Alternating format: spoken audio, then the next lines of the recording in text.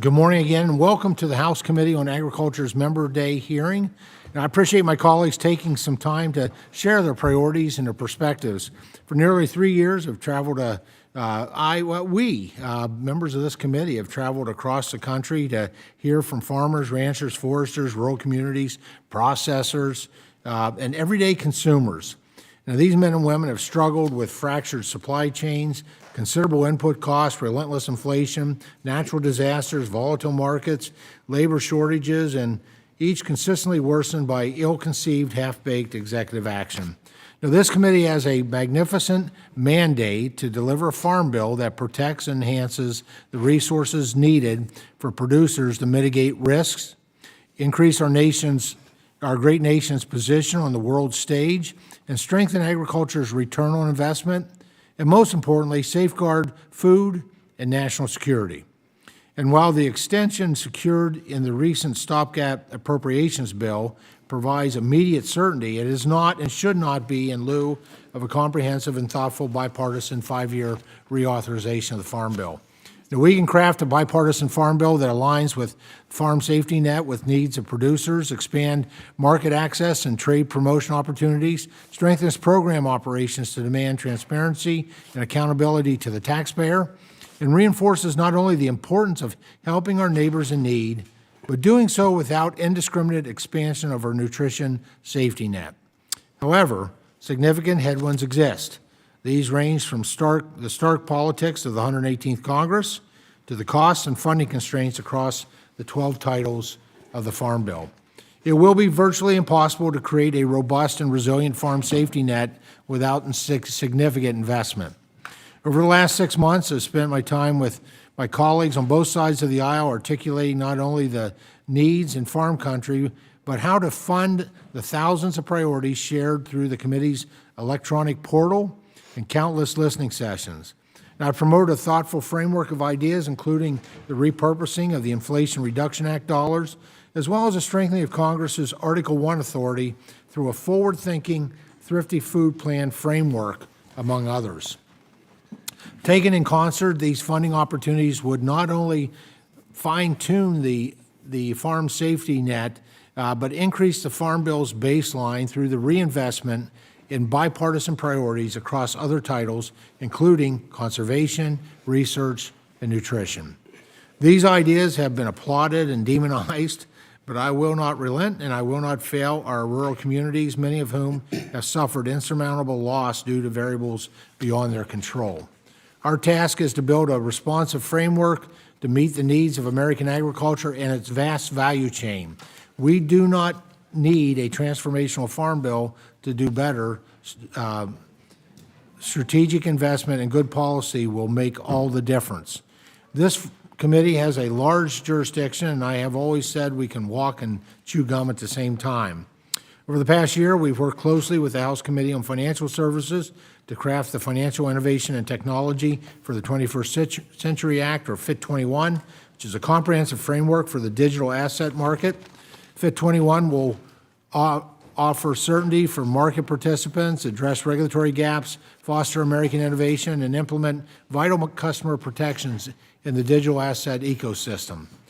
This collaborative effort resulted in FIT 21 being passed by both committees, Agriculture and Financial Services, in a bipartisan manner. Our work continues on this important policy priority as we pursue the bill's advancement in the House. And finally, as we consider additional authorities for the Commodities Future Trading Commission, we must also finally reauthorize the commission. As the ranking member and I have both agreed, this is another critical piece of work for the committee to undertake. With that, I welcome my colleagues to today's hearing, and I look forward to their testimony. I'd now like to welcome a distinguished member from North Carolina who's sitting in on behalf of our ranking member today. The gentleman from North Carolina, he will recognize for any opening remarks. Thank you, Mr. Davis. Thank you, Chairman Thompson. Allow me to say what our ranking member, Mr. Scott, would say, and what we all want you to know, and that is we wish you the speediest recovery, and that we're praying for you. A person that often opens us up with prayer, leading us in prayer. We're going to lead prayer for you and your family. With that, I'm honored to be able to participate in today's member hearing. I look forward to hearing from our colleagues and their thoughts on the Farm Bill. The Farm Bill is a critical piece of legislation that touches every congressional district in America. If you eat food, the Farm Bill matters to you. Interestingly, over 200 members of the House have never voted on a Farm Bill before. I hope we will work together in a bipartisan fashion to craft this bill. It is too important not to work together. We also must build on the success of the conservation programs funded by the Inflation Reduction Act, empowering farmers to adopt practices that are good for the environment and their bottom lines. The Farm Bill must fight food insecurity by ensuring every household in America, our children, our grandparents, our disabled, and veterans have access to food. It must expand opportunities for farmers in rural communities. It must help farmers to meet increasing renewable energy demands, which will help farmers diversify their income streams. And it must expand opportunities to all who wish to farm, especially new and beginning farmers and farmers of color, so that American agriculture can remain strong, vibrant, and innovative into the future. Together, we can achieve these goals with input of the witnesses who are here today. I look forward to hearing from our colleagues today, and Mr. Chair, thank you, and we'll yield back. Ms. Davis, thank you so much. The chair would request that other members submit their opening statements for the record so our colleagues may begin their testimony. I'd like to welcome our colleagues who have joined us today to provide testimony on issues important to their congressional districts. We have more than 20 members on the list to testify today, and each member will be recognized for 5 minutes. And I now recognize the gentleman from Washington State, Mr. Newhouse, for 5 minutes. Thank you, Chairman Thompson, Mr. Davis, as well as all members of the committee. As chairman of the Congressional Western Caucus, a member of the House Appropriations Subcommittee on Agriculture, and maybe more importantly, as a third-generation farmer representing Central Washington, it's certainly a privilege to work with members of this distinguished committee. As we continue to address rural policy issues and support our farmers, our ranchers, and the agricultural industry, I appreciate the opportunity to testify today and want to highlight several important provisions as you develop the next Farm Bill. The Farm Bill, as you know, impacts all Americans, and this legislation must be carefully crafted to promote American agriculture, preserve our premier research institutions, improve forest health to prevent catastrophic wildfires, and provide a safety net to ensure the long-term success of America's agricultural industry. Trade continues to be critical for American farmers and ranchers, and our agricultural products are a key part of the global food supply. The Farm Bill must ensure that agricultural exports are prioritized in market promotion and that U.S. food aid continues to support American producers. It should reauthorize and consider expanding the Market Access Program, which is the main export promotion program that helps producers increase American agricultural products exports. Additionally, the Foreign Market Development Program, the Emerging Markets Program, and the Technical Assistance for Specialty Crops all play an important role in establishing new international markets for our products in foreign countries. My bill, the Agriculture Export Promotion Act of 2023, would expand and extend MAP and FMD programs to ensure that American farmers and ranchers have the support they need to grow their businesses. My district is home to a significant number of organic growers, and I'm concerned by the lack of urgency and collaboration from USDA in updating organic standards. Consumer trust in organics relies on strong and consistently updated voluntary standards that reflect the latest facts on environmental and ecological data, consumer demands, and innovative best practices. To address this issue, I, along with others on this committee, with overwhelming support from our growers across the country, introduced the Continuous Improvement and Accountability Act in organic standards. This legislation establishes a 5-year repeating process where USDA, its advisory board, and stakeholders work together to ensure evolving market data is included in modern organic practices. For farmers, land managers, and others not in the organic space, the ability to produce abundant food, feed, and fiber relies on access to safe and effective pesticides. However, some states have begun to regulate pesticides in a manner counter to the decades of scientific guidance from the EPA. The lack of certainty on EPA-approved science-based labels will erode access to current and future pesticides. It will threaten crops, grower incomes, conservation practices, public health, vital infrastructure, and ultimately raise food prices for families amidst record-high inflation. My friend, the distinguished representative from South Dakota, Mr. Johnson, introduced the Agricultural Label Uniformity Act to reaffirm federal pesticide label uniformity and prevent state and local governments from adopting inconsistent labeling or packaging that disrupts access to these vital tools. Growers and users need assurance that while states have authority to regulate pesticides within their jurisdiction, they cannot impose labeling or packaging requirements in addition or different from the scientific conclusions of EPA. In closing, Mr. Chairman, the pursuit of a healthy farm economy must be a top priority, and it is crucial to protect those that keep food on our shelves. I encourage urgency as you continue to develop the next Farm Bill, and I want to sincerely thank you for your time and consideration. Thank you, and I yield back. Ms. Newhouse, thank you so much. Now please recognize the gentlelady from Minnesota, Congresswoman Fishbach, for 5 minutes. Thank you, Mr. Chairman, and thank you, Mr. Chairman and Mr. Davis, for holding the member hearing today, Member Day hearing. I would like to thank Chairman Thompson very much for being engaged with everyone, from members of Congress to, most importantly, the farmers, as we look at this Farm Bill.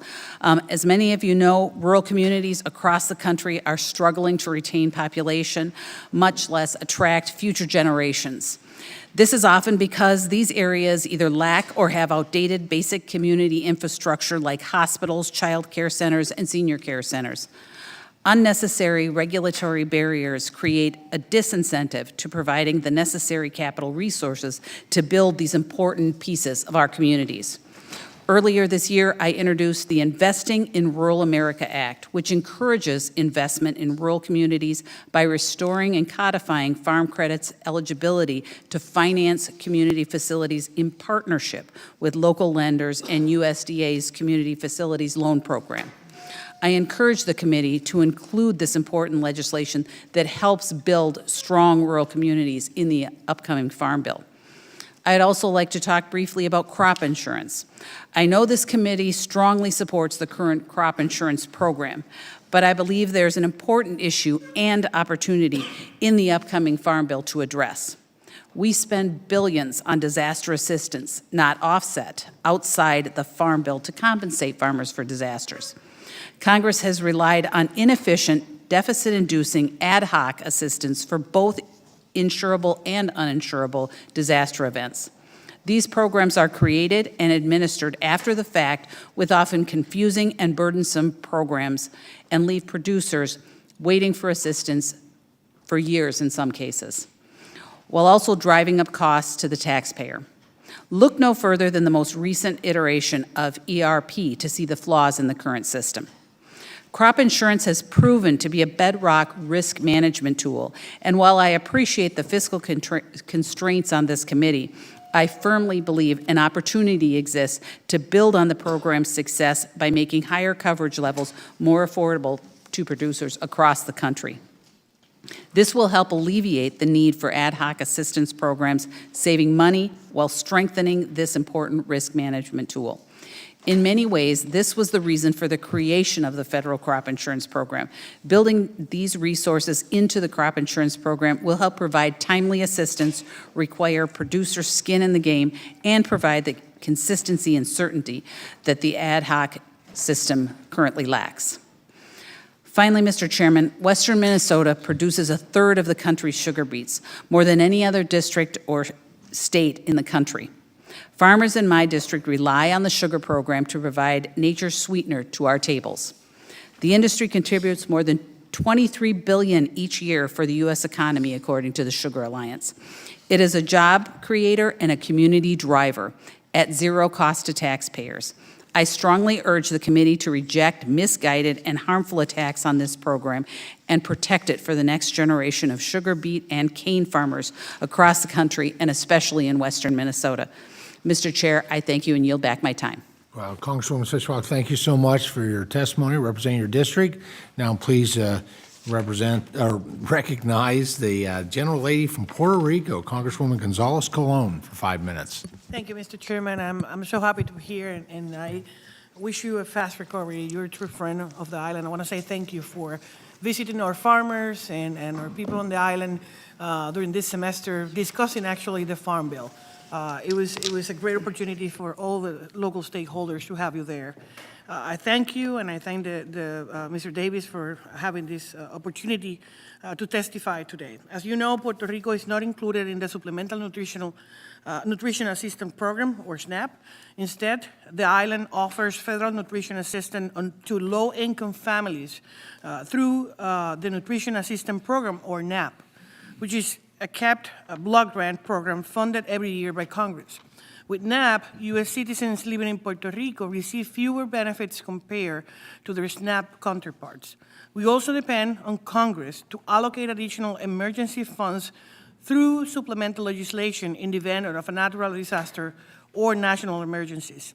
And this challenges the response on the ground and produces uncertainty as state agencies, officials, and island residents are unaware of what, if any, disaster resources will be available when needed. SNAP, on the other hand, will ensure residents in Puerto Rico, like those living in the 50 states, Washington, D.C., the U.S. Virgin Islands, and Guam, are properly supported when in need of assistance to cover the dietary expenses. SNAP also has built-in tools to bolster the economy, like work requirements. Some estimates show that if Puerto Rico were included in SNAP and therefore in compliance with work requirements, approximately 250,000 residents will be brought into the workforce. There's ample support from both the public and private sectors on the island for the transition from NAP to SNAP. It is a bipartisan issue. And there is potential impact of this change on agricultural communities across the country. Puerto Rico imports close to 80% of the food it consumes, and most of those items come from the states. Some of the imports categories include poultry, meat, dairy, cereals, among others, with the mainland being the #1 supplier and seller.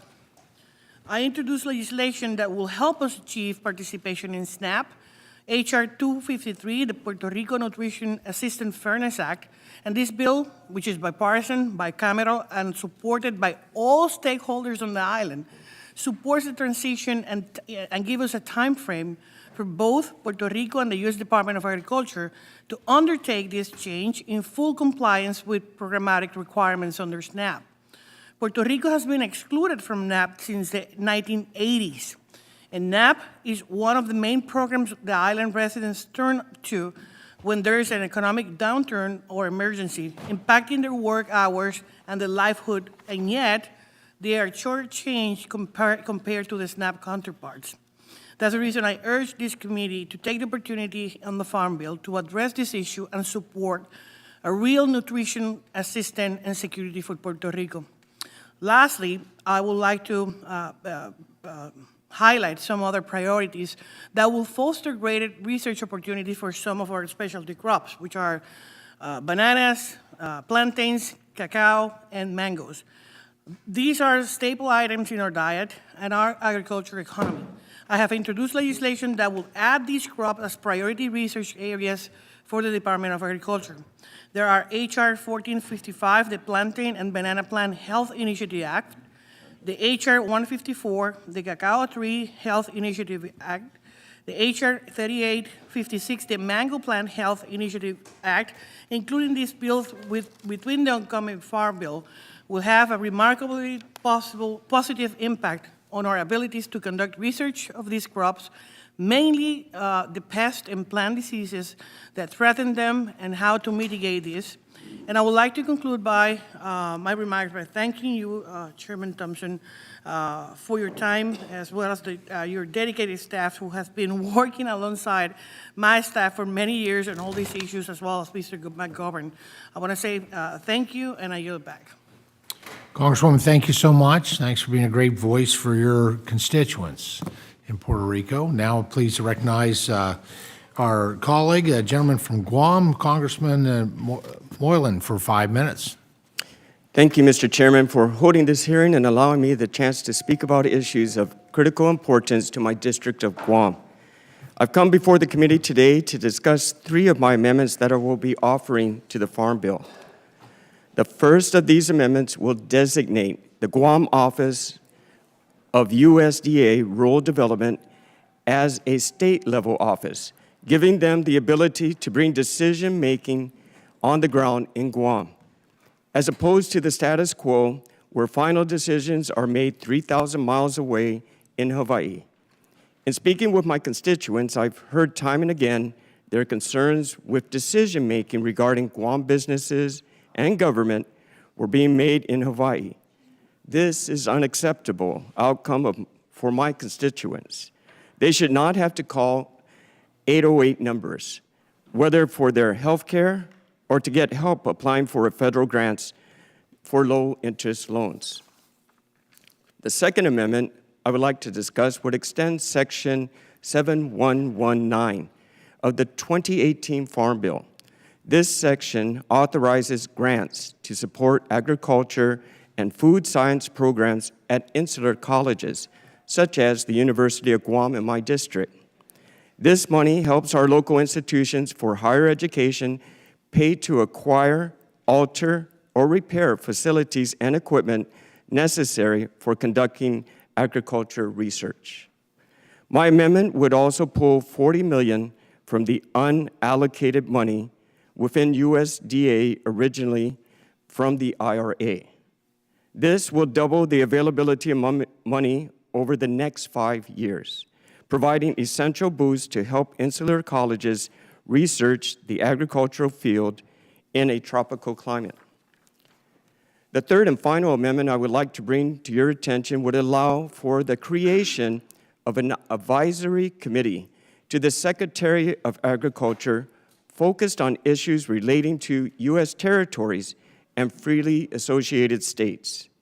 This would ensure when USDA is promulgating rules or considering changes in an agency policy that they are consulting representatives of the territories.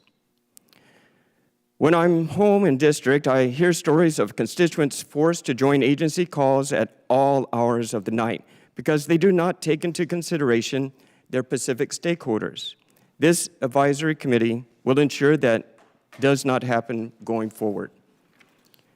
Mr. Chairman, I thank you for allowing me the chance to come before you and speak about my priorities for the upcoming Farm Bill. I'm always happy to work with committee staff or other members on these issues. If you have any questions, please don't hesitate to reach out. Thank you, Mr. Chairman. I yield back. Well, I thank the gentleman. Thanks for representing your constituents in Guam and on the important issues related to agriculture. Much appreciated. Now I'm pleased to recognize the gentleman from Arkansas, the chairman of the Natural Resource Committee, Mr. Westerman, for 5 minutes. Good morning, Chairman Thompson and members of the committee. Thank you for the opportunity to participate in today's important Agriculture Committee Member Day hearing. I do appreciate the work that you're doing to support farmers, foresters, ranchers in rural America, and also appreciate your staff, Parrish and Aaron, for helping accommodate our schedule since we have a markup beginning soon in natural resources. See, Mr. Crawford has left, but he knows well that agriculture in Arkansas are synonymous. My home state has a wide array of agricultural commodities, and agriculture claims first place in the natural state's largest industry. While each segment of the industry is important to feed, fuel, and clothe Americans across the country, I'd like to talk to you about one specific sector, You can probably guess what that is.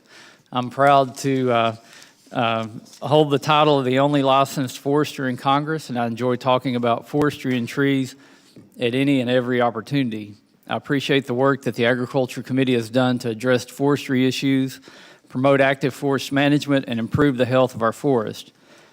As your committee continues the important work of crafting the Farm Bill, I want to share a few priorities with you that, in my opinion, will ensure the strongest and most comprehensive forestry title in the Farm Bill that is possible. I'm passionate about conserving our trees, as I know many of you are, and particularly when it comes to national treasures like our giant sequoias. As you know, nearly 1/5 of all giant sequoias were destroyed in the catastrophic wildfires in 2020 and 2021. That has prompted me to work closely with colleagues on both sides of the aisle to introduce the Save Our Sequoias Act. SOS provides a bipartisan and comprehensive response to address imminent threats facing the iconic giant sequoias. I believe this bill is bigger than just sequoias. Rather, it provides a framework for forest management bills that should come down the road. It's not every day that you see such powerful support on both sides of the aisle for a bill here in D.C., and I'm proud to be leading this legislation alongside my California colleagues. I'd like to highlight another important tool to improve forest health, and that's biochar. For those who may not be familiar with biochar, it's made by burning feedstock like low-value wood products or chicken litter or crop residues in the absence of oxygen. This process is known as pyrolysis. What's special about biochar, it is essentially a pure form of carbon. Biochar can sequester carbon for hundreds or even thousands of years. This ancient technique may be the solution to solving one of our most modern problems. Biochar can serve as a new market that can make removing low-value excess materials from our federal forest economical. Not only would this improve forest health, but biochar could then be used as a soil additive to retain moisture and nutrients and neutralize acidity. I plan to reintroduce bipartisan legislation shortly that will unleash this emerging technology to help it reach its full environmental and agricultural potential. This bill directs our federal land management agencies to establish biochar demonstration projects in each Forest Service and Bureau of Land Management region across the nation. I'm excited about the potential that biochar has to incentivize forest management and improve forest health, and I urge you to incorporate it into the Farm Bill. Another issue that I would like to see addressed in the Farm Bill is reversing the Cottonwood decision. Cottonwood presents unnecessary, unworkable, and costly bureaucratic hurdles that empower environmental litigants with additional weapons to delay or cancel land and forest management projects. We need to provide a full, permanent fix to the misguided 2015 Cottonwood decision that has significantly hampered responsible forest management in many of our western states. We partially fixed this issue in the 2018 Omnibus. However, that fix expired this March. I urge the Ag Committee to include the Forest Information Reform Act in the upcoming Farm Bill, which would resolve this issue fully and permanently. Another critical tool in confronting our forest health and wildlife crisis is the Good Neighbor Authority. While state GNA projects have flourished, tribes and counties have not been given the same authority that states have to retain timber receipts for use on additional conservation and restoration work. This removes a significant incentive to partner on these projects. My colleagues on the Natural Resources Committee, led by Representative Fulcher, introduced legislation, the Treating Tribes and Counties as Good Neighbor Authority Act, is a bipartisan effort that allows tribes and counties to participate in the Good Neighbor Authority program. This passed the House, and I urge you to prioritize it in the upcoming Farm Bill reauthorization. There's more forestry issues than we have time to discuss today, but again, I thank you for all the work the committee does, and appreciate the openness and the ability that we've had to work together on these important issues. Now yield back. Well, Chairman, thank you very much, and obviously we have your written comments and ongoing conversations as well. Thank you for your leadership with forestry. Mr. Scott from Georgia indicated he has a comment or question, and so I yield to him. I just wanted to thank you for bringing up the forestry. Our forest land is extremely important to the environment. It protects our watersheds. It's our wildlife habitat. And in my state, in Georgia, thousands of acres of forest land are being cut down to put solar panels up. And land that would be worth, just as an example, approximately $5,000 an acre, the solar subsidies are so high that those companies in some cases are paying $10,000 an acre for that land. And then they clear cut it, all of it. The pines, the hardwoods, they destroy all of the wildlife habitat. And then they come in with heavy equipment and they level the land, changing the watersheds. It's a ridiculous waste of taxpayer money to give subsidies to destroy our forest land. Whether you're for solar panels or not, they shouldn't be going on our forest land where they're destroying the wildlife habitat. And I'm just wondering if you're seeing the same impact of subsidies in Arkansas, where these companies are coming in and paying as much as twice what the fair market value of the land is worth to then clear cut it, destroy the wildlife habitat, change the watersheds, and put solar panels up. Yeah, well, that's an important issue, and I've got a personal story about that. I live in the same area where I grew up and close to the high school I graduated from a few years ago. I noticed that a big mature forest that was, it was private land, somebody had apparently sold that. They clear cut it, and I'm talking, big pine trees like this on the side of a hill. Mm-hmm. And it was on the main road, and I thought, okay, they're going to, they're putting some kind of housing development in or something. And as time passed, and I would drive by, I saw them put a fence around it and start putting solar panels in. I did a little research on it, and it was a partnership with the local school to reduce their energy cost. But it was, they clear cut a mature forest, put these solar panels out, and then, to keep the weeds down, there's nothing green inside that fence. And it was all done in the name of protecting the environment and lowering the cost for the school, which the only way it lowered the cost was because there were subsidies involved. Mm-hmm. I think this is something that I'm baffled that we can't, in a bipartisan manner, stop the destruction of the forest land with subsidies. It's not a square deal for the environment. Yeah, if we want to put solar panels in, let's not clear cut forest to put solar panels in. I agree with you, and I appreciate you being here to talk about the value of our forest land to the environment and our wildlife habitat. All right, well, thank you, Ms. Westerman. Now, please recognize a fellow colleague from the Keystone State, Mr. Smucker, for 5 minutes. Thank you, Mr. Chairman. Appreciate the opportunity to be with you, and I'll share in the comments of Mr. Davis that you will be in our prayers, and we wish you good health and speedy recovery. Thank you. I want to say thank you first to the committee for all of the work that you're doing to promote agriculture and on the Farm Bill. Your committee staff, the chairman, have worked with us very well on many issues that are important to the district that I represent and important to Pennsylvania. We are crop insurance and other programs, the milk program, are very important in my region to help to ensure that our farmers are continuing to feed America, and I know the chairman knows this very, very well. We're also in the Chesapeake Bay watershed, and so some of the conservation programs and some ideas to improve the efficiency of the dollars for farmers in my area who are very interested in implementing best practices. Those are important as well, and I appreciate all the conversations that we've had about how to improve those programs. I do want to say in the counties that I represent, Lancaster and York counties, the 11th district, we are proportionally a significant part of the agricultural products in Pennsylvania, nearly 20% in the Lancaster County alone. We have dairy, poultry, hog farmers, as well as grain, fruit, and vegetable growers, a lot of different products. But what I want to talk just briefly with the committee about today is the importance of encouraging nutritional food options for those who are facing food insecurity.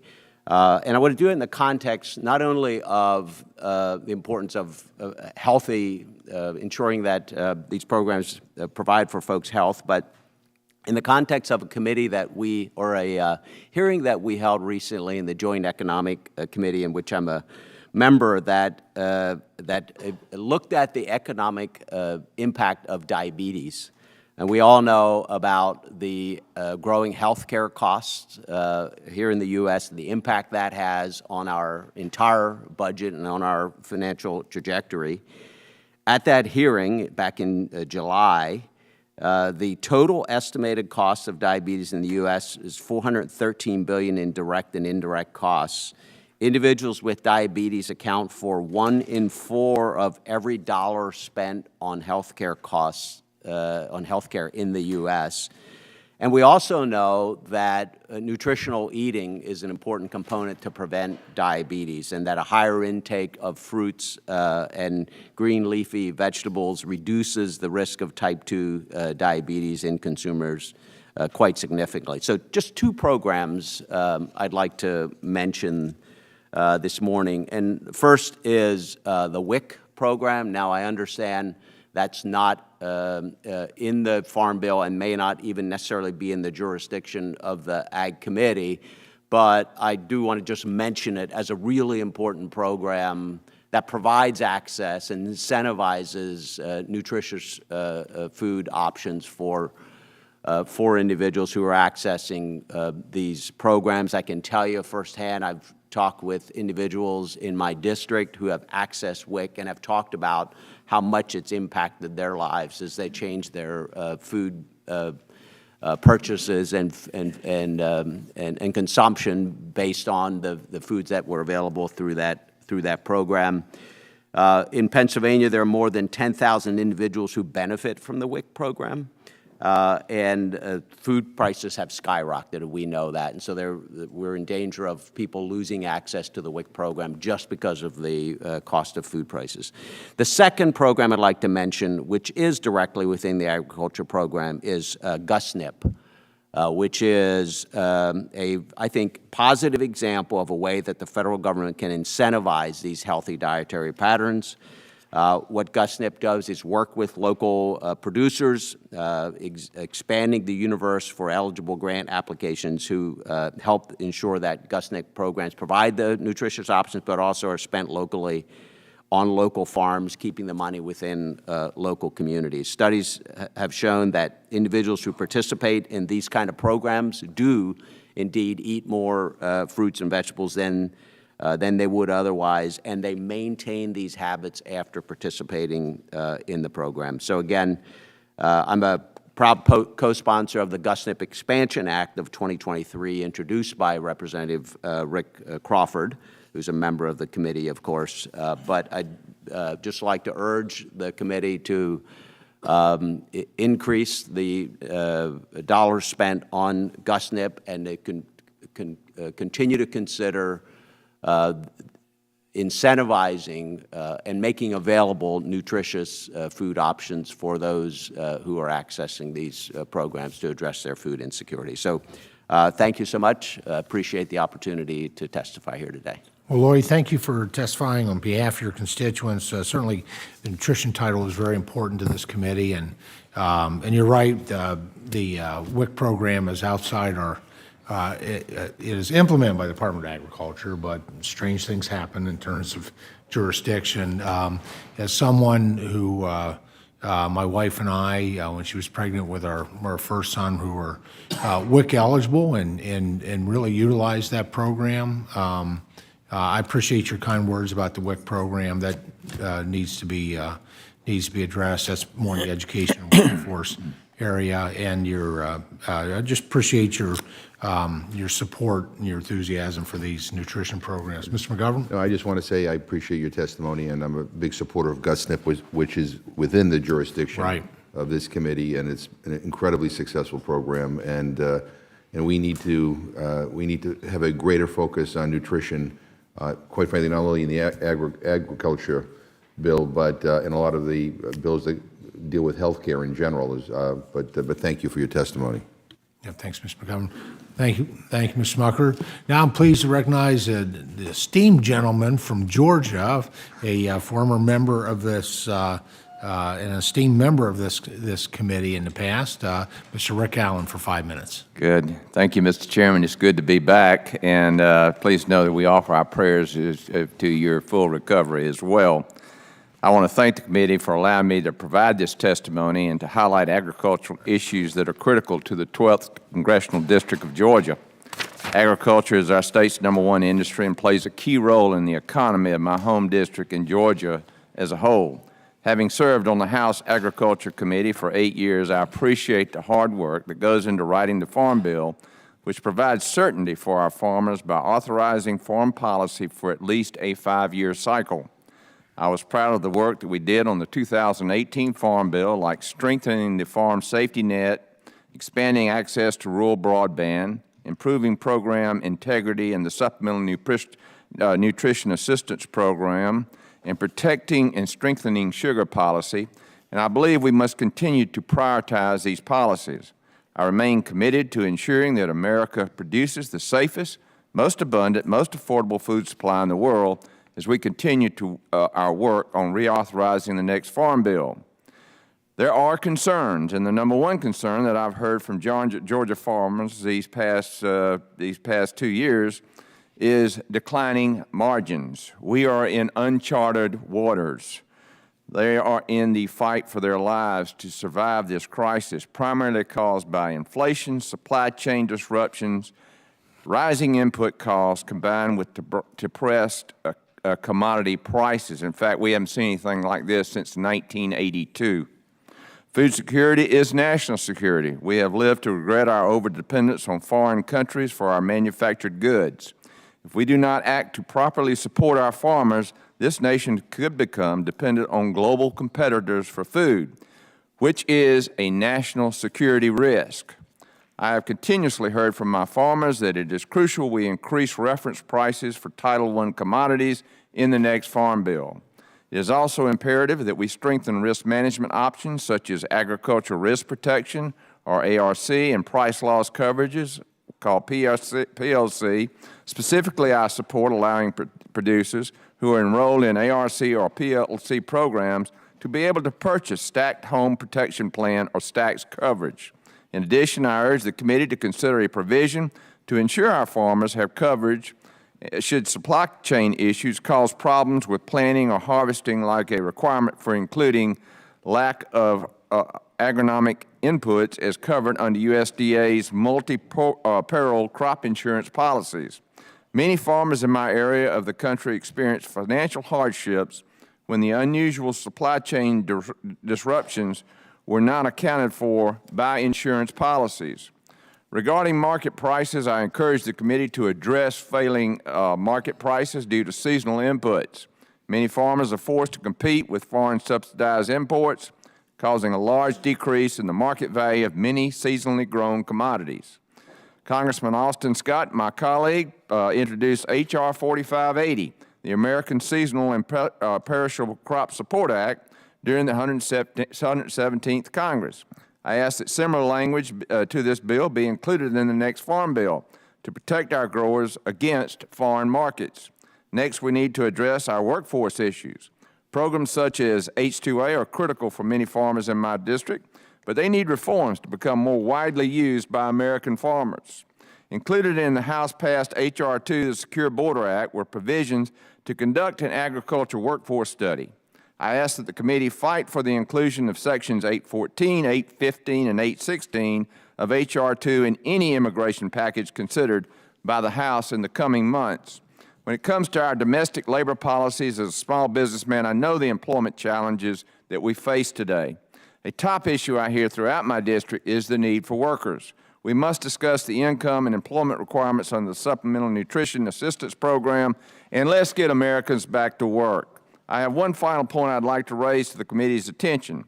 State-led agencies for pesticides, who often fly over the radar, work hard every day to keep homes, businesses, and school pest and rodent-free. 46 states, including Georgia, have one lead agency for pesticides. we need to support and codify that each state should have a robust state-led pesticide agency in the next Farm Bill. This is an initiative I have continued to build support for over the last two Congresses, and I've seen firsthand how well the Georgia Department of Agriculture alongside key Georgia industries keep our public safe. Having multiple regulatory bodies in a state does not work and is not effective for protecting public health and the environment. To wrap up, as we continue to process the writing of the next Farm Bill, I hope to work closely with the House Agriculture Committee on these issues that are vitally important to Georgia's 12th District. Thank you again to the committee for this opportunity to provide input, and I welcome the chance to further discuss these topics as we ensure our nation's food supply remains secure and sustainable. And with that, sir, I yield back. Mr. Allen, thanks so much for representing your constituents and the number one industry of agriculture. I'm now pleased to recognize the gentleman from Illinois, 6th Congressional District, Mr. Kasten, for 5 minutes. Thank you, Chair Thompson, and Ranking Member Scott, and the other members who are here for holding this hearing today and giving me the opportunity to testify. Before starting with my prepared remarks, I just want to join my colleagues in underscoring the importance that the next Farm Bill preserves the nearly $20 billion provided in the Inflation Reduction Act for USDA conservation programs. But I'm here to talk about my bill and to encourage you to include the Conservation Opportunity and Voluntary Environment Resilience Program, or COVER Act. Several of the folks before me here, I'm pleased to say, have spoken about the benefits of cover crops. Cover crops, in a word, help farmers to mitigate risk. There was a 2023 study that found that higher cover crop adoption led to lower levels of crop insurance losses. The best quantification I've seen says that a 1% increase in cover crops leads to $40 million in savings from reduced planting-related indemnities. And this is only getting worse with climate change. It's already made the federal crop insurance program more expensive and challenging to manage due to drought, due to rain, due to extreme weather events. Between 1995 and 2020, crop insurance payments have risen by more than 400% for drought-related losses, nearly 300% for rain and flooding-related losses. And the USDA has estimated that without mitigating actions, the cost of the federal crop insurance program could increase by up to 37%. Cover crops are a way to protect farmers from that risk, putting more roots in the soil. It holds on to the topsoil, prevents erosion, improves soil health, adds more nutrients to the soil, increases biodiversity. But it is also a way for farmers to play a role in addressing the climate crisis by planting crops that move carbon from the atmosphere and into the soils. The idea of the cover crop program is to build in the successful federal pandemic cover crop program by incentivizing the planting of cover crops on a voluntary basis by providing farmers with $5 per acre of crop insurance discounts for every acre that they plant into cover crops. If the states are laboratories of democracy, this is also a great example of building on what the states have already done. In 2018, Iowa implemented a very similar program, was hugely successful, over-subsidized. My own state copied it in Illinois.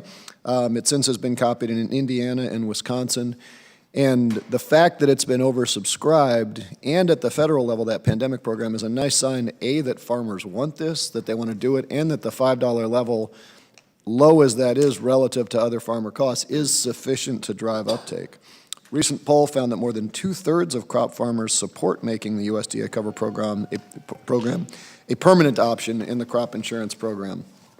It's an incentive-based program. It is fully voluntary.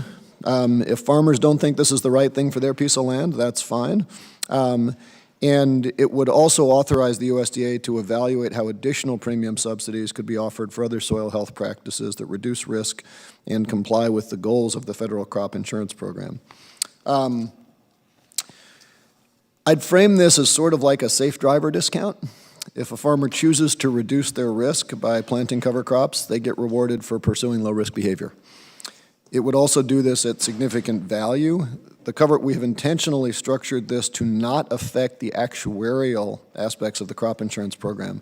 The discount is provided outside of the underwriting and premium cost calculation process, so it doesn't change the cost of the policy for farmers or service providers, just offers an extra discount that is applied after the initial cost calculation.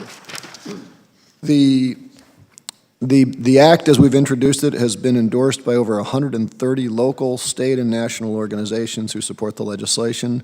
I'm proud that it is both bipartisan and bicameral. I co-led in this Congress by Congresswoman Slotkin of Michigan and my friend Mr. Bost of this committee from Illinois, and Senator Sherrod Brown of Ohio.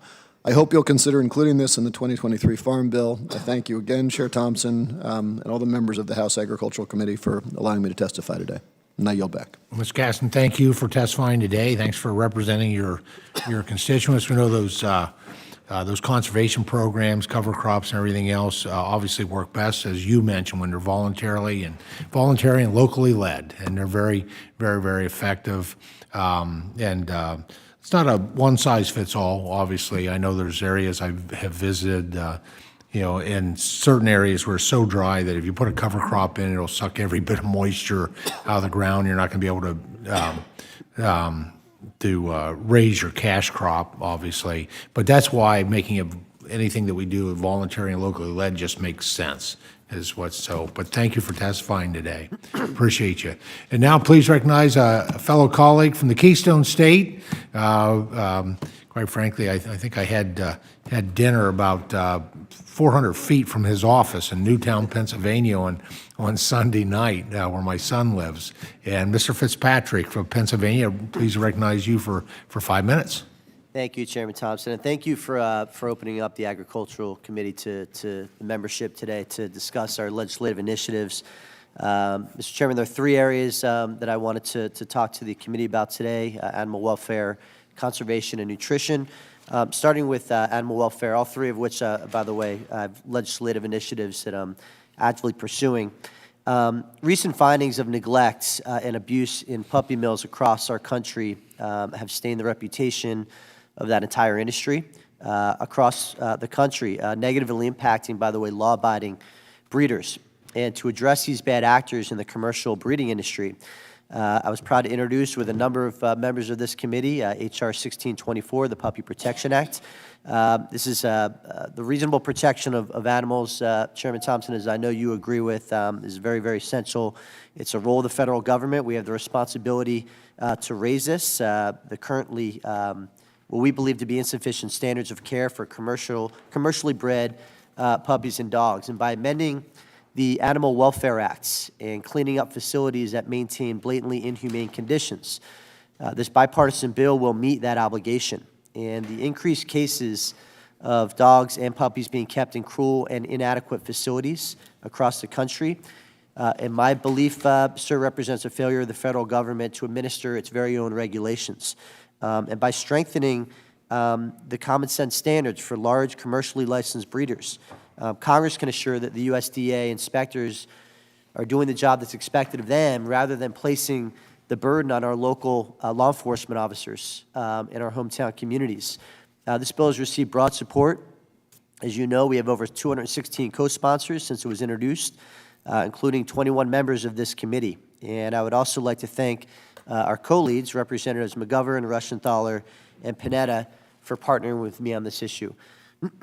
And to reiterate the importance of this legislation, Mr. Chairman, I'd like to insert into the record a statement from Sheriff Custer from our home state of Pennsylvania, who's a member of the National Sheriff's Association Board of Directors in support of this legislation. Sure, without objection. Thank you, Mr. Chairman. Moving on to another issue being addressed by this committee that I'd like to highlight is nutrition. One topic of concern is combating hunger amongst seniors and adults with disabilities. Food insecurity is persisting amid this post-pandemic recovery, and it is affecting our most vulnerable communities, which is why I introduced H.R. 4706, the Senior Nutrition Task Force Act. Mr. Chairman, this bipartisan, bicameral legislation will establish a working group to combat malnutrition amongst senior citizens and disabled adults. And I urge my colleagues to continue to support this initiative that will modernize our bureaucracy to support these vulnerable groups. In another effort to modernize nutrition programs, I was proud to join my colleagues in introducing H.R. 3519, the Hot Food Act of 2023. Mr. Chairman, this bipartisan legislation would amend SNAP by removing an outdated prohibition which prevents recipients from purchasing hot foods with nutritional benefits. And by allowing SNAP consumers to purchase nutritious hot food items, such as rotisserie chickens, there will be greater flexibility for our families on this program, which is a very, very important program that this committee has supported. And I look forward to working with my colleagues and having them join us to streamline this program to address the unnecessary red tape which restricts business owners, program administrators, and SNAP beneficiaries themselves. And lastly, Mr. Chairman, to address the issue of conservation, my hometowns of Bucks and Montgomery counties in Pennsylvania have a strong tradition of conservation practices, and I encourage this committee to embrace policies that preserve our lands, particularly H.R. 3174, the Invasive Species Prevention and Forest Restoration Act. Chairman Thompson, this bipartisan legislation would expand access to the USDA and other programs to eradicate and contain pests that are damaging our environment, particularly our farmers. Most notably, the increased prevalence of spotted lanternflies throughout our home state of Pennsylvania has been devastating to crops and very damaging to our family farmers. As a Congress, we must take serious action to protect our farms and our farmers and our crops against invasive species and preserve our lands for the next generation. Chairman Thompson, thank you for your time. Thank you for your consideration of these matters, and I yield back. Well, I thank the gentleman from Pennsylvania for being here and representing his constituents and what I know is Pennsylvania's #1 industry for sure is agriculture. So thank you. Now please recognize the gentleman for Virginia, 8th Congressional District, Congressman Beyer, for 5 minutes. Thank you, Mr. Chairman, very much, and thank you, Chairman Thompson, and Acting Ranking Member Budzinski for holding this hearing. It's a really a wonderful to be able to talk about key priorities. Mr. Chairman, America was born on a farm in Virginia. All of our founding fathers and mothers were farmers, including George Washington and Thomas Jefferson. So I want to, number one, express my concern about the rumors I've heard about using the money provided by the Inflation Reduction Act for the USDA conservation programs as a pay-for this farm bill. And frankly, I just feel this will be stealing money from Virginia farmers, from America's farmers, that they've already anticipated receiving. $275 million just in Virginia. These are planned investments, and as you know, the worst thing for business people is to have uncertainty, to make plans around something and then have it taken away. USDA received requests for way more money than the Inflation Reduction Act made available, and this just shows how much farmers really want the support. So I think the Farm Bill should be looking at addressing future needs rather than undoing the past. Second, I'm supporting in incorporating the Agricultural Resilience Act authored by Congresswoman Shelley Pingree in your Farm Bill. Particularly, my constituents and I are excited about the provisions in her bill to promote innovative practices in soil health, nutrient management, and perennial agriculture. Historians have made the connection between soil health, the deterioration of soil health, and the rise of slavery and eventually the Civil War. And we should use the Farm Bill to direct the USDA to be a better partner on farmers practicing perennial agriculture and other good soil health practices. Nature is perennial and polycultural, but agriculture has always been annual and monocultural, so let's learn from nature. And the Land Institute in Salina, Kansas has done some remarkable work.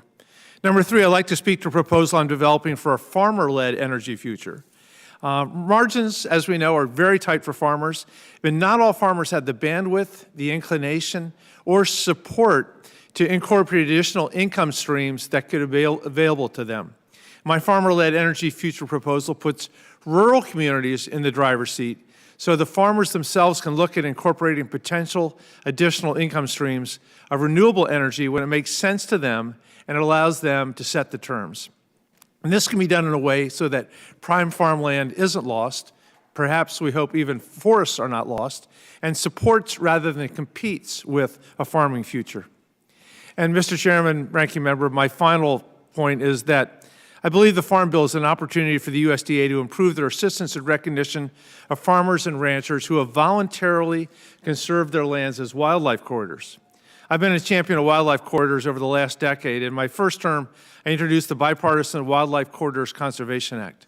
Wildlife corridors are critical for plant and animal populations for their natural dispersion and migration, and for when they need to respond to changing environmental conditions, which are happening all over the world.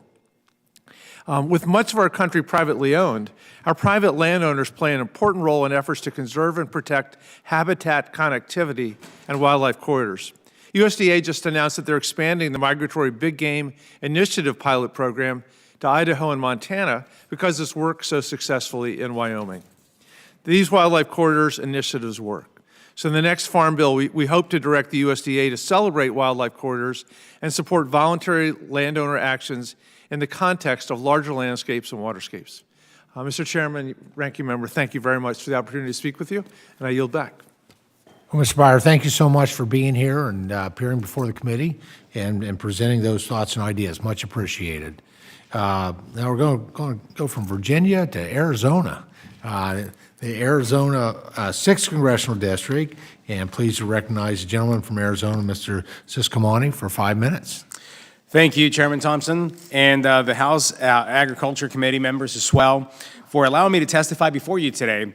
And Chairman Thompson, I actually want to just take a quick moment to say that Laura and I are praying for you and keeping your family in our thoughts and our prayers as you begin your brave and soon victorious battle for your health, sir. We're praying for you.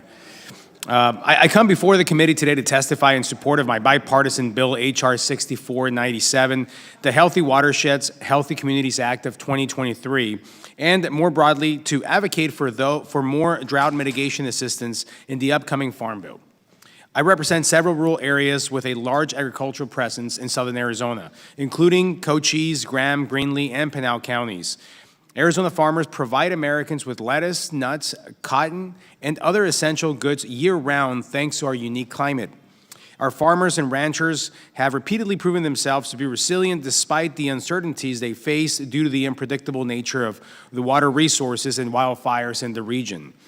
They lead the way in conservation efforts and consistently supply our communities with the food that we need, but their resiliency depends on our watershed's resiliency.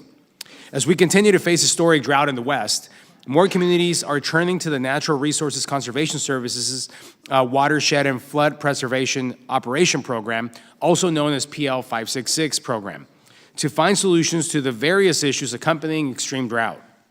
While the PL 566 program has had great success in assisting agricultural communities in addressing natural disasters, only about 21% of the program's funds have actually gone to Western states.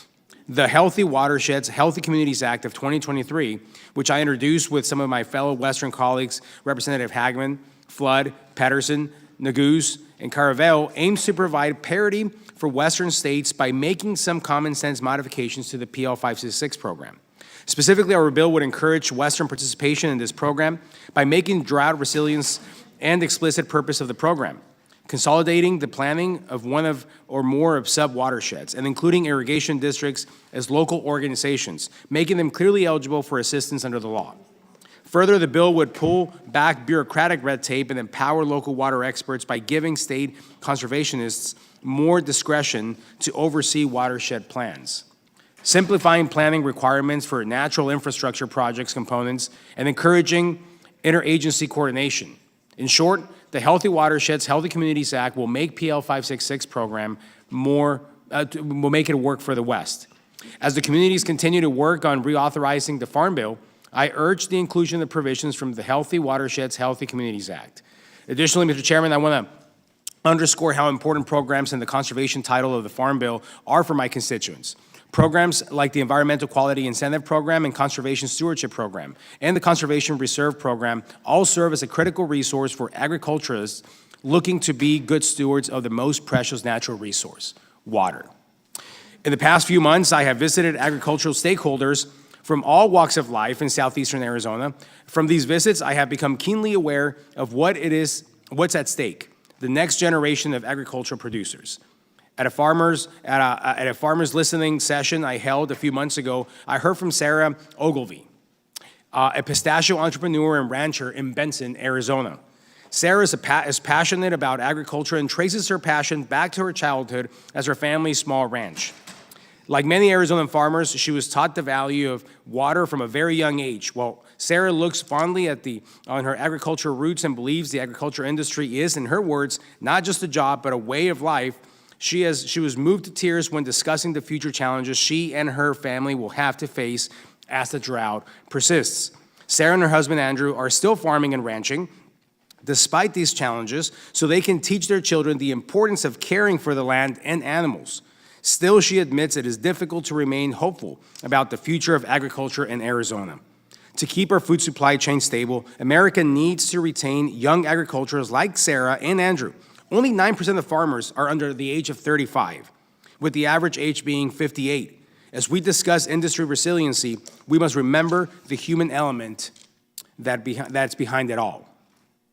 Thank you, Mr. Chairman and committee members, for hearing my testimony, and I look forward to working with you all to ensure this farm bill works for the West. Thank you, sir. Well, Congressman, thank you so much for the time that you spend with your constituents that really provide us with food, and your passion for water, which is life-giving, right? And really important issues. Appreciate your leadership in that area. So thank you very much. Thanks, sir. Now, please recognize the gentlelady from Iowa, Iowa's 2nd Congressional District, Congresswoman Henson, for 5 minutes. Thank you, Mr. Chairman. We grow and raise a few things in Iowa, and so I'm very pleased to be before the committee, and thank you to the members for listening to our testimony to highlight some of the most important issues facing America's farmers, ranchers, and rural communities. So as we prepare to reauthorize the Farm Bill, I encourage the committee to improve the USDA's existing slate of conservation programs to really address the current needs of American agriculture. Conservation practices can improve resiliency against stressors like drought while still preserving soil and water quality. I've recently introduced several bipartisan pieces of legislation to improve USDA's conservation programs. One I'd like to highlight right away here is my Flood Resiliency and Land Stewardship Act. This would elevate flooding and drought as natural resource concerns under the Regional Conservation Partnership Program. This bill will ensure that flooding and drought remain a long-term focus of the program to improve American farmers' ability to withstand environmental threats. And I'd also encourage the committee to consider efforts to address regional conservation issues like those that affect the driftless region of the upper Mississippi River. The driftless region's unique topography and position on the upper Mississippi leaves it exposed to erosion and water quality issues. Building on the USDA's previous efforts through the Driftless Landscape Conservation Initiative, DALSI, will ensure that my constituents in that region have access to voluntary tools to preserve their natural resources. Empowering our farmers and landowners who know and love the driftless area with conservation tools rather than one-size-fits-all mandates from the government is the best strategy. Technology is another really important tool for farmers to manage pests and make more efficient use of inputs.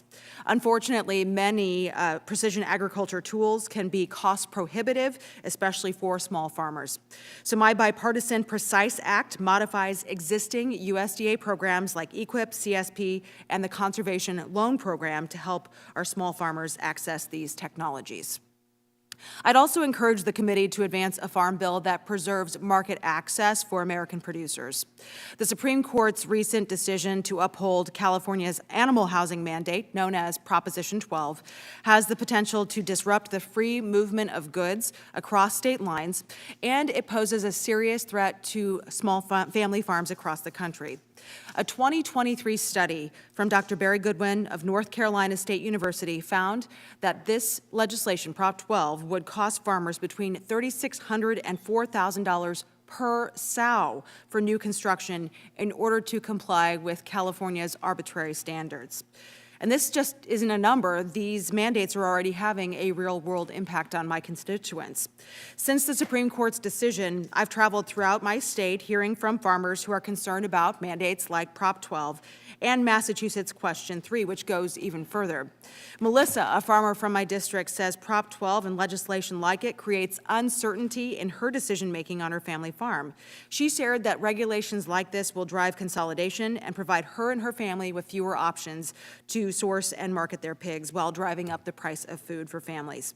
Trish, a farmer from Buchanan County in my district, shared the transition to Prop 12 housing would cost her family farm between $3 million and $4 million. Following the Supreme Court's decision, I introduced the EATS Act to push back on mandatory arbitrary mandates like California's Prop 12. The EATS Act preserves California's right to regulate its agricultural practices within its own borders, while also protecting Iowa's farmers' access to interstate commerce. So I think that any radical activists pushing an agenda like this that have never stepped foot on their family farms should come visit a farm in Iowa. I've extended an open invitation to them. We'd love to show you how our farmers care and manage their farms and the environment in the process. So I look forward to continuing to work with the committee to build consensus around a durable and bipartisan solution to protect our family farmers from damaging and arbitrary mandates like Prop 12.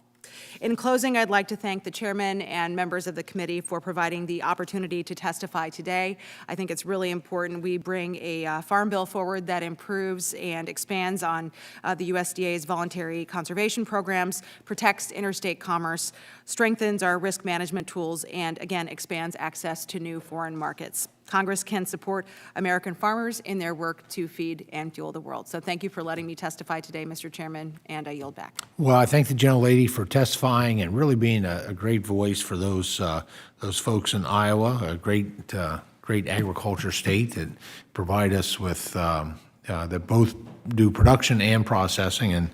And as a grandfather with two grandsons that were born in Iowa, very familiar with the Iowa agriculture, and thank you for being here today.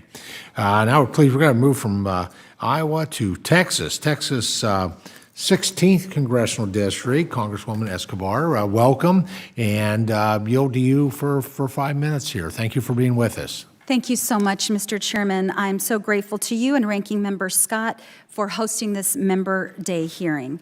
I have the honor of representing the great community of El Paso, Texas, and I appreciate the opportunity to advocate for the needs of my community.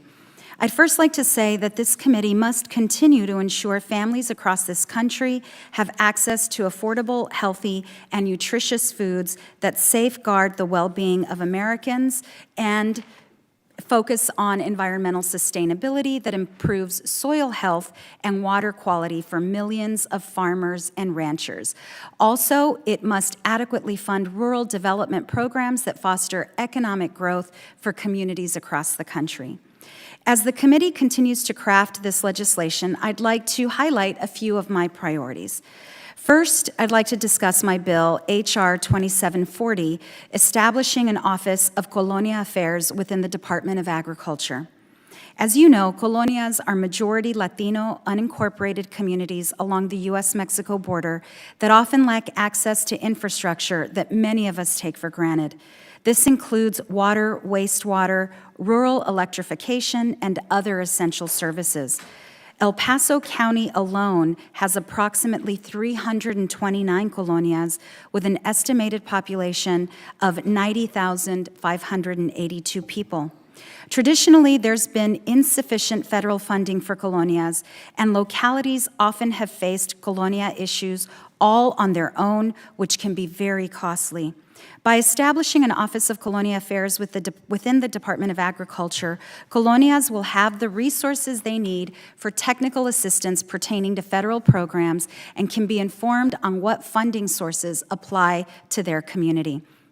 Second, I'd also like to highlight my bill, H.R. 2939, the PIGS Act, which expands the Animal Welfare Act by prohibiting specific methods of confining pregnant pigs that restrict their movement. My bill would increase the square footage requirement to at least 24 square feet, which allows pregnant pigs to lie down, stand up, and move about freely. Additionally, my bill establishes a program that provides $10 million a year to help pig farmers improve housing systems and comply with the prohibitions. My bill is an important step forward in holding the swine industry accountable by limiting the horrific conditions pregnant pigs are kept in. Third, I'd like to emphasize the need to expand access to nutritious and healthy foods for low-income and minority communities. Most recently, a new study conducted by the University of Texas at El Paso and El Pasoans Fighting Hunger concluded that 35% of El Pasoans and 61% of our university students are food insecure. We must strengthen the local food systems by expanding urban farming, investing in food security, and continuing to invest in food assistance programs like SNAP and WIC. It has been proven that programs like SNAP improve current and long-term health, improve nutritional outcomes, and lower healthcare costs. Also, it is of the utmost importance that the next Farm Bill ensures that nearly $20 billion provided in the Inflation Reduction Act for USDA conservation programs is used for its intended purpose. This funding is a win-win for farmers and for the planet.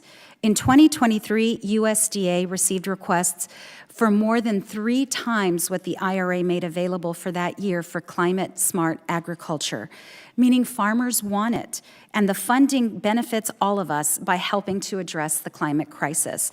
And finally, as I was sitting waiting to testify, I hear member after member talking about water. I want to remind the committee that industrial, large-scale factory farms are the biggest source of water pollution and water use in the USA, and we need to engage in some form of reform in that area. I will continue to work for and advocate for my community of El Paso and prioritize the needs of farmers, rural communities, and the well-being of animals. And I hope you consider these priorities as you continue to craft the 2023 Farm Bill. Thank you again for this opportunity. Well, I thank the gentlelady. Now to please recognize the gentleman from Texas 25, Congressman Williams, for 5 minutes. Well, thank you, Mr. Chairman and Ranking Member, for the opportunity to speak today, and thank you to all the members of the Committee on Agriculture for the work you do to support our farmers and our ranchers. As a representative for Texas 25th District, I am honored to represent many farms and ranches, many of whom reach out to me regularly about the issues important to them. Today, I join you to discuss what we can agree on is an important problem facing not just the agricultural industry, but the entire country. Members of this committee and many Americans are likely familiar with plant-based imitation meats, such as chicken and ground beef, all of which appear impressively similar to traditional meat products, but are made with ingredients like soy and wheat. While plant-based products have grown in popularity over the last decade, there's been a concerning lack of oversight on the labeling of such products, causing confusion among consumers. To add to this confusion, earlier this year, the FDA and the USDA approved the sale of cell-cultivated chicken, better known as lab-grown poultry. While this process is still new and is time-intensive and expensive, Congress should learn from its lack of oversight on plant-based imitation meat products and consider forward-thinking protections for consumers from those who wish to manipulate them through misleading labeling. As chairman of the House Committee on Small Business and owner and operator of a car dealership and a calf cow operation in Texas for over 52 years, I understand the need to ensure that consumers are given all the information needed to make informed decisions while not interfering with the free market. We are a country of competition, of risk and reward, and the federal government should not be in the business of picking winners and picking losers. We must let competition drive innovation, allow individuals and businesses to choose the product that best suits their needs. There are extensive guidelines and regulations surrounding the labeling and marketing of traditional meat-based products by the FDA and the USDA. Through the requirement of accurate and honest labeling of imitation and lab-grown products, we create a level playing field and support a free market in the agricultural industry. I'm working diligently alongside your committee member, Congressman Alford, who also serves on the House Committee on Small Business, to ensure that as the imitation and lab-grown product industry grows, the American people and our ranching and farming communities are not taken advantage of. So, Mr. Chairman and Ranking Member, and members of the esteemed Committee on Agriculture, thank you again for allowing me to join you today, and I look forward to working with each of you to support our farmers and our ranchers and tackling this important issue. In God we trust. I yield back. Well, Mr. Chairman, thank you for your leadership of the Small Business Committee. The majority of our farms across this, well, not just our farms, are those who produce our food and fiber, building materials, energy resources, but those who process are small businesses. And I know the great work that you're doing to to really to be able to serve all small businesses, including those who provide within the agriculture space. So thank you for your leadership, and thanks for being a great voice for your constituents. My pleasure. Now pleased to recognize a gentlelady from Virginia, 4th Congressional District, Congresswoman McClellan, for 5 minutes. Thank you. Good morning, Mr. Chairman. I thank you and Ranking Member Scott for holding this hearing this morning. I am here today to discuss my bipartisan bill with Representative Lawler, H.R. 6232, the Coordination for Soil Carbon Research and Monitoring Act. Soil carbon sequestration refers to land management practices that promote the absorption of carbon into the soil. These practices offer clear agricultural and environmental benefits, making operations more resilient to drought, heavy rainfall, and other severe weather conditions that are exacerbated by climate change. Experts estimate that soil could store almost 5 billion metric tons of carbon dioxide worldwide each year, which equates to preventing about 13% of global annual greenhouse gas emissions from entering the atmosphere. In Virginia, some farmers are already utilizing climate-smart land management practices, increasing their cropland productivity while protecting long-term conservation. However, increased federal coordination will allow more farmers and ranchers to quickly adopt these practices in their operations. Currently, soil carbon research and monitoring efforts across the federal government are fragmented and siloed. This leads to a lack of interagency communication that prevents us from fully understanding the gaps in research and monitoring technologies for soil carbon. Moving forward, a coordinated strategy to scale soil carbon sequestration should be developed to streamline these efforts. Our bill establishes an interagency committee on soil carbon research led by the White House Office of Science and Technology Policy.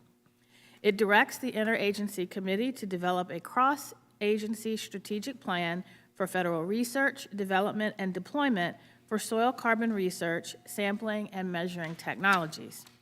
It also establishes working groups to coordinate soil carbon research priorities, including monitoring, reporting, and verification, data collection and management, fundamental research, and robust engagement with agricultural producers and communities. Finally, our bill requires regular reporting to Congress on soil carbon research and monitoring activities. I ask for your consideration of this common-sense bipartisan bill and look forward to working together to advance carbon sequestration efforts. Additionally, I want to urge the committee to ensure that the next Farm Bill uses the almost $20 billion from the Inflation Reduction Act for its intended purposes in USDA conservation programs. Soil carbon sequestration and other climate-smart agricultural practices are a clear win-win for our farming communities and our planet. I thank you for your time and consideration, and I yield back. Well, I appreciate the gentlelady. Actually, just for the record, that $20 billion from the Inflation Reduction Act has already been reduced to $16 billion by the Congressional Budget Office based on sequestration and, quite frankly, the inability of the USDA to get that money out the door by the specified time frame that's there. So that's why we're talking about that. We want to see what we can preserve for investments in like conservation more beyond 2031, well into the future, 2050, if we do it the right way. Really appreciate your interest and your leadership on soil sequestration, healthy soils. I was pleased as a subcommittee chair, well, actually quite a number of years ago, to chair the very first Healthy Soils subcommittee hearing that we've had here. And today, and it is an incredibly important topic, and I appreciate your talking about it, but we all need to talk about how the fact that the American farmer, rancher, forester are the carbon heroes. They sequester 6.1 gigatons of carbon annually, which is 10.1% more than what they emit. So providing those tools to be able to promote really what is American agriculture and what it has been. And it's not really new. What's new is we're actually talking about it now and giving them credit for what they do. So thank you for your leadership in that area. Much appreciated. Thank you. All right. Please recognize the gentleman from Washington's 6th Congressional District, Congressman Kilmer. Welcome to the Ag Committee, and look forward to your testimony. Thank you, Mr. Chairman. I'm here to talk about two bills, but before I do, I just want to echo those wishing you a full and speedy recovery. We're all praying for you, my friend. 49 years ago, I was born in a rural hospital in Port Angeles, Washington, and over the years, my family and I received high-quality, accessible care from providers at that hospital, providers who are from the community and who genuinely care about the place that they call home. But as you know, the future of healthcare in rural communities faces some extraordinary challenges, including rural hospital closures, workforce shortages, and increasing costs of care. Rural populations often bear the brunt of healthcare disparities. They usually skew older, have less income, and often have complex health issues. Under these combined pressures, more than 400 rural hospitals today are at risk of permanent closure. The rural-urban healthcare divide is a crisis that demands urgent attention from Congress, and that's why I was proud to introduce the Rural Hospital Technical Assistance Program Act, H.R. 4713, with my colleague from Texas, Representative Ronnie Jackson. This bipartisan legislation would codify an existing USDA program that provides targeted, specialized technical assistance to rural hospitals to help them strengthen essential health care, improve financial and operational performance, and ultimately keep the lights on and the doors open. The Rural Hospital Technical Assistance Program is critical in bridging the gap of healthcare disparities that we see every day, and I respectfully ask that this committee consider taking up that important legislation. I also asked the committee to consider the Reach Our Tribes Act, H.R. 5113, which is bipartisan and bicameral legislation to improve USDA programs for tribes. I have the great honor of representing 12 tribes who call my district home. The majority are in rural areas and benefit from USDA programs to build community facilities, to get internet access, to spur economic development. But too often, tribal communities haven't been able to take advantage of USDA resources due to a variety of factors, including the fact that these programs weren't designed with tribes in mind. They have burdensome application requirements and often just don't seem to reach Indian country. That's why I introduced the Reach Our Tribes Act with my colleague, Representative Nick Langworthy. Senators Mike Rounds and Maria Cantwell recently introduced companion legislation in the Senate. The Reach Our Tribes Act aims to enhance the efficacy of the USDA's economic and rural development programs for tribal entities by implementing some common sense, no-cost recommendations made by the Government Accountability Office. First, the bill would require USDA to establish a formal consultation process for annual budget requests and the Farm Bill. This move would promote collaboration and equity in decisions regarding budget allocations and reauthorizations. The bill would also require USDA to report on obligations made to tribal entities, addressing the current data gap and enhancing our understanding of program impacts, potential service gaps, and tribal utilization. The Reach Our Tribes Act also fosters interagency collaboration for economic development programs, seeking to streamline planning, application requirements, and stakeholder engagement across the USDA, HUD, and the Economic Development Administration. And finally, our bill calls for the establishment of a repository of federal economic development programs available to tribal entities, managed by the Department of Commerce's Office of Native American Business Development. This repository would offer a centralized and up-to-date source of information, facilitating tribal entities access to relevant programs. The Reach Our Tribes Act not only acknowledges the sovereign rights of tribal nations, but also equips us with the knowledge required to enhance service delivery and utilization for tribes. It's endorsed by the National Congress of American Indians and the Native Farm Bill Coalition. Mr. Chairman, thank you for your time. I look forward to working with you and your committee on these two key priorities, the Rural Hospital Technical Assistance Program Act and the Reach Our Tribes Act. And I yield back. Well, Congressman Kilmer, I know how important and what a strong voice you are for rural communities. I much appreciate you being here and testifying those priorities, bringing the priorities of your constituents before this committee. Much appreciated. Thank you. Yeah, my pleasure. Now, please recognize the gentleman from Oregon's 3rd Congressional District, Congressman Blumenauer, for 5 minutes. Thank you, Mr. Chairman, for making time for us to share our priorities and observations of this critical legislation. One of my agricultural priorities is reforming the federal crop insurance program to reduce wasteful spending and make the program work better for more farmers. On Monday, the GAO published a landmark report detailing how the program is failing taxpayers and producers alike. While I support a fair and well-targeted farm safety net to guarantee the security of our food system, most people would agree that giving millionaires hundreds of thousands of dollars in heavily subsidized crop insurance is neither fair nor well-targeted. Yet that's precisely what the GAO found. There are 1,341 producers making more than $900,000 a year in gross income who have 2/3 of their insurance premium paid for by the federal government. Millionaires do not need taxpayers to help them afford crop insurance, particularly when there's so many people who need to be able to take advantage of this. The numbers show this program is disproportionately skewed not towards small family farmers, but for the largest agribusiness. In fact, only 1 in 5 farmers can afford to participate in the program at all. Yet the rising federal price tag for crop insurance is not helping more producers access insurance. As proof of how consolidated the benefits of the programs are, GAO found that 1% of the policyholders receive 22% of the premium subsidies. The top 1% of policyholders got $464,000. This is far from risk management tool for small family farmers. In my state, 89% of the farmers receive no subsidies from the federal government. Small and mid-sized farmers around the state, the ones who actually grow the food, get very little help. For many smaller farmers and ranchers and nursery owners, especially those who grow the specialty crops, there is no suitable insurance product on the market. I hear this from the wine industry, the nursery industry. These people are shut out, and that's not fair.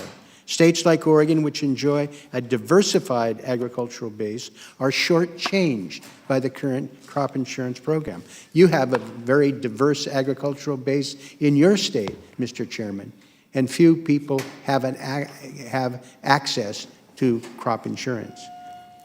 Commodity crops accounted for 94% of crop insurance policies, whereas the whole farm revenue policies that service smaller, diversified farms, which we both represent, accounted for less than 1% of the policies sold.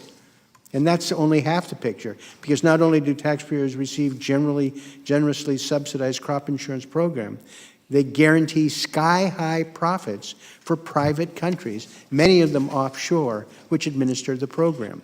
Free market advocates should be scandalized that the Department of Agriculture guarantees insurance providers a 16.8% market rate of return. You're concerned about having resources for farmers and ranchers far exceeding the 10% market-based return is a misallocation of these resources. And while the federal government is projected to spend $100 billion on crop insurance in the next decade, who is receiving these subsidies and how much they are receiving is a black box. We need more transparency, income limits, or payments caps. That's why I introduced the Assisting Family Farmers Through Insurance Reform to make common sense reform to the crop insurance programs so that it works better for more farmers, reduces wasteful federal spending, and protects the taxpayers. I'm proud of my work with Congressman Ralph Norman on the Crop Insurance Transparency Act to inject much-needed transparency into this crop insurance program. With a tight Farm Bill baseline, but multiple programs in need of more funding, the crop insurance program is a rare place to find easy savings, promote equity, and make overall health of our farm and ranching communities work better. I appreciate your time and courtesy in sharing this observation. I hope you will look here to be able to find resources that will help the other programs that are sorely in need of resources. And I appreciate your attention and your time. Well, I thank the gentleman. Thanks for testifying today. Now please recognize the gentleman from Montana, Mr. Rosendale, for 5 minutes. Thank you much, Mr. Chair, and greetings from Montana, where Chick-fil-A has made an entrance into the state, but beef still reigns king as the cattle outnumber the people by a 2-to-1 ratio.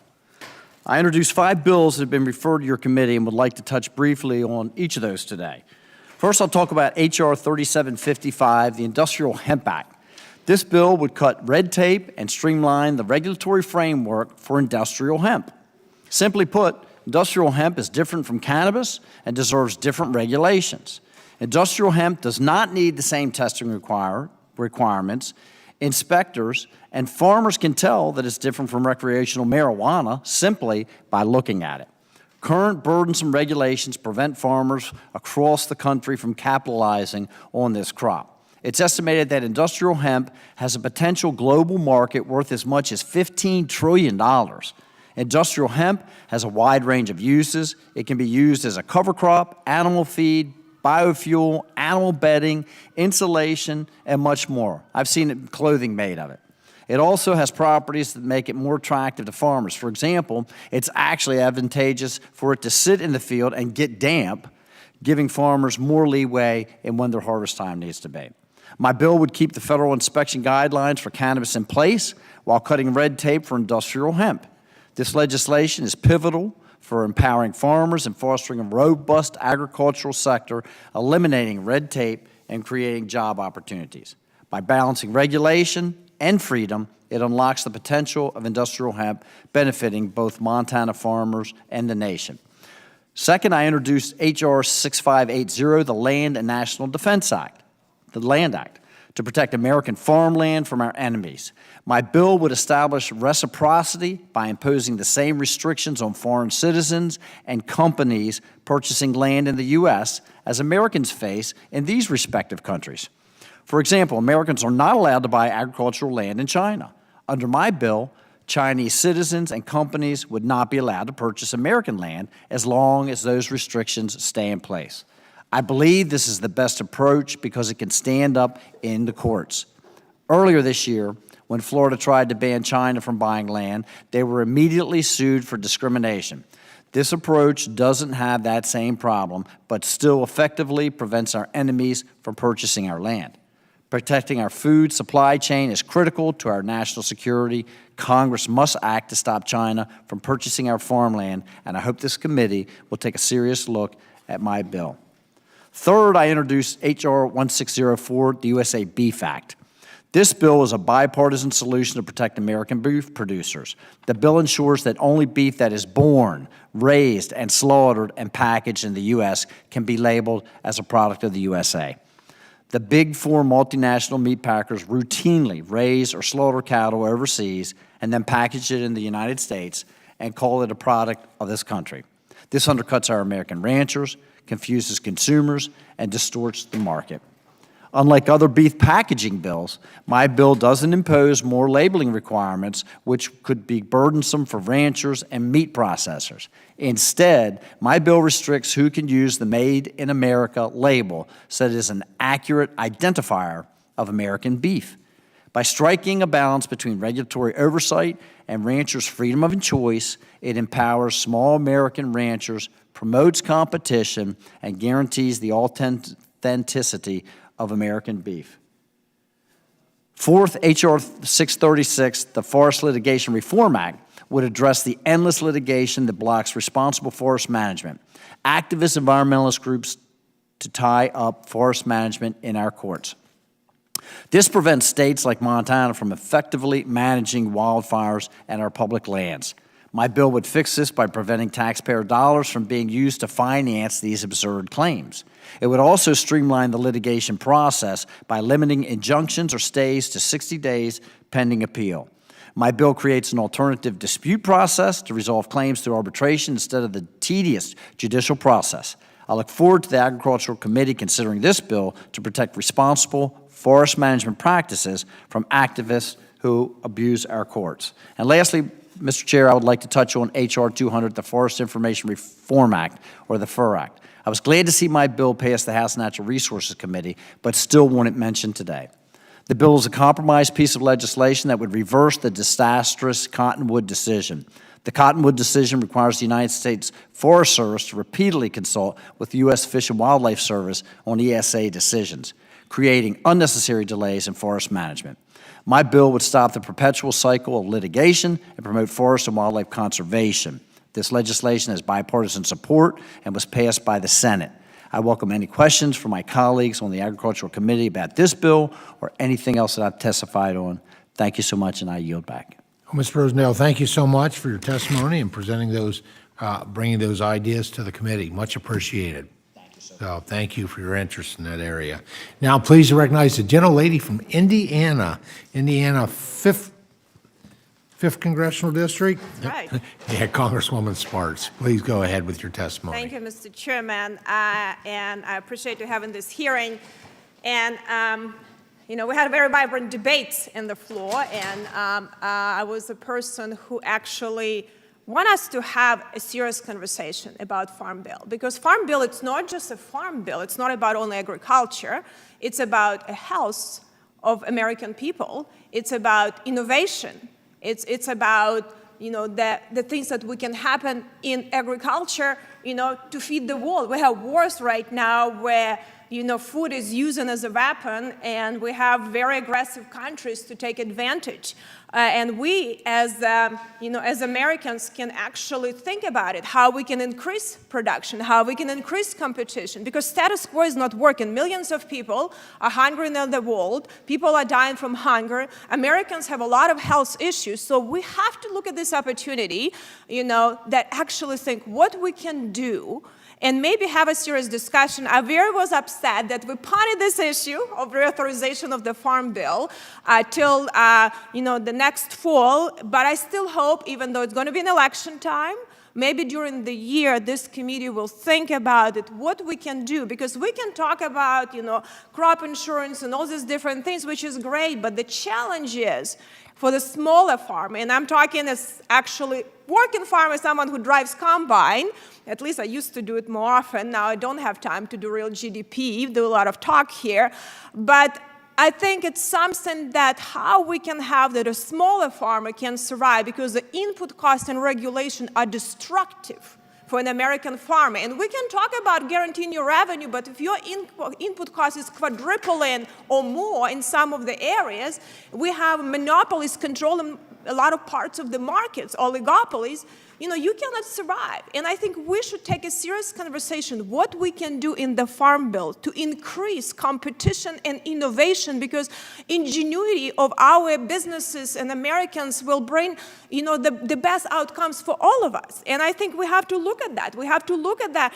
You know, we have unreasonable regulation created by government and USDA, you know, related to Waters of USA. I'm sure it was discussed here. Or the farmer, you know, we have a standard like, you know, that the USDA can say, well, here was wetlands maybe 20 years ago on this map, and you need to prove that you actually didn't violate the law. Like, you have to prove that you're innocent by the farmer without even being, like, known that you could ever be guilty because you never had this wetlands on the map. It's ridiculous. We have EPA standards on the combine that's a fire hazard that we apply to big trucks, but they shouldn't be applying the same for emissions, because, you know, this is a national security issue. If that combine stop, you know, and you have a very limited amount of time, then you can harvest your crops. We need to think about that.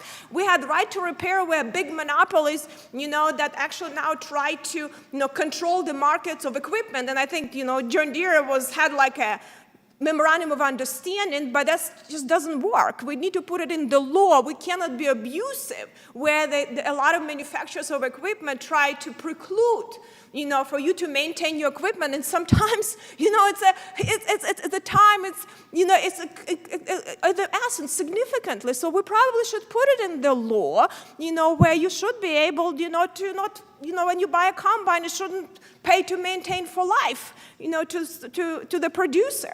You know, we have to look at that. You know, I think we have a PRIME Act, Representative Massey has, where we actually even regulating where beef is sold within the state. I mean, that shouldn't be even, you know, the government's business, because the smaller producers of, you know, cattle producers, they actually should be able to, you know, to sell more to consumer by using the state regulations. And state will do much better job being closer to the people. And we have to be much smarter in doing that. There are a lot of things that we are having in regulatory environment that actually benefit the larger monopolies. And now we have only, you know, pretty much most of the markets and meat packing controlled by 4 meat packers, and, you know, 1 from China, 2 from Brazil. And ultimately, they care about their own interests. And countries like China don't particularly care about American consumer, I'll be honest with you, but we have to.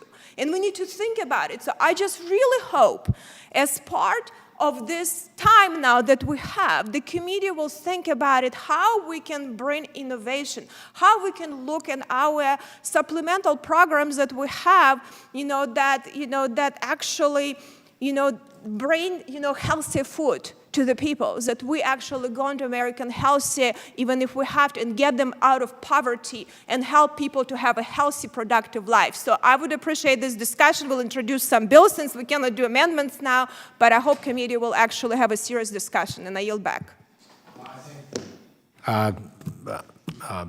Congresswoman, thank you so much for your passion, for your interest in obviously the number one industry in Indiana, which is agriculture, both production and processing. And American agriculture really has, I think, one suitable definition, and that is it is science, technology, and innovation. And it's not a static industry. It is ever dynamic, and we're working hard to be able to to make sure that that's reflective in this farm bill. Certainly greater competition is a part of that, because greater competition, I think, helps to foster all three of those characteristics. So, but once again, thank you for your testimony before the committee here today. Much appreciated.